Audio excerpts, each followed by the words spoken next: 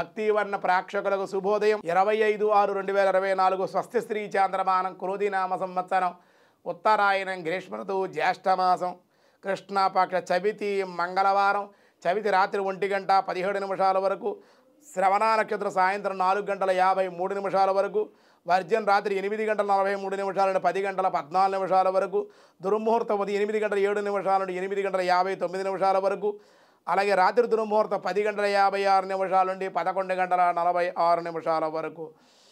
సూర్యోదయం 5:31 సూర్యాస్తమయం 6:34 అమృత గంటల ఉదయం 6:53 నుండి 8:25 వరకు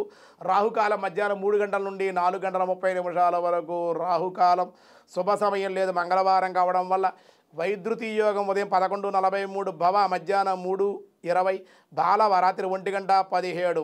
ఈరోజు సంకష్టహర చతుర్థి మంగళవారం కావడం శ్రవణ నక్షత్రం కావడం విశేషమైనటువంటి రోజు విష్ణుమూర్తిని అటు గణపతిని కూడా విశేషంగా ఆరాధించే రోజుగా చెప్పారు మంగళవారం చవితి కాబట్టి సాధారణమైన వ్యవహారాలకే అనుకూలం దినారంభ చక్రాన్ని బట్టి ఈరోజు మేష వృషభ మిథున కర్కాటక రాశి వారికి అనుకూలంగా ఉంది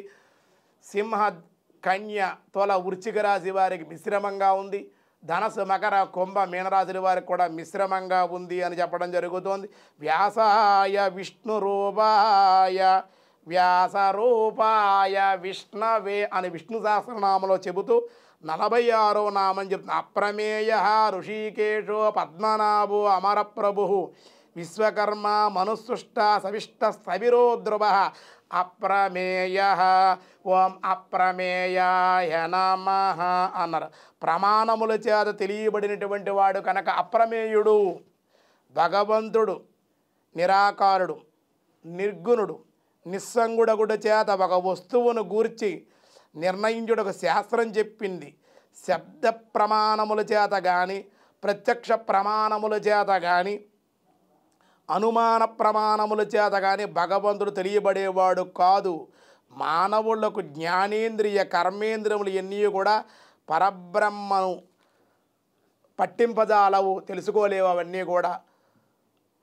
బుద్ధిగ్రాహీంద్రియములు అని గీత చెప్పింది అనగా పరమాత్మ ఇంద్రియాలకు గోచరింపనివాడు పరిశుద్ధమగు నిర్మల బుద్ధి చేత మాత్రమే గ్రాహ్యము గలవాడు కనుక నిష్కామ కర్మ అనుష్ఠానం ద్వారా చిత్తాన్ని శుద్ధి చేసుకొని బడసినటువంటి వారు మాత్రమే పరమాత్మని జ్ఞానం ద్వారా వాళ్ళు పొందగలుగుతారు కనుకనే స్వామిని అప్రమేయ అని మనకి చెప్పడం జరిగింది ఇంకా మిగతా విషయాలు రేపు చూద్దాం ఈరోజు స్వస్తి